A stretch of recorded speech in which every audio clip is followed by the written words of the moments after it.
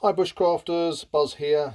This is just a quick little video about tinder, and this is an effective tinder if you ever have it. If you've got a tumble dryer, I use lint out the tumble dryer, put it in my tinder bag, and I find it a very effective little tinder to have around. I use it a lot of the time for just taking it out the tumble dryer and lighting the fire at home. It takes a spark really easily. Just open it up a little bit.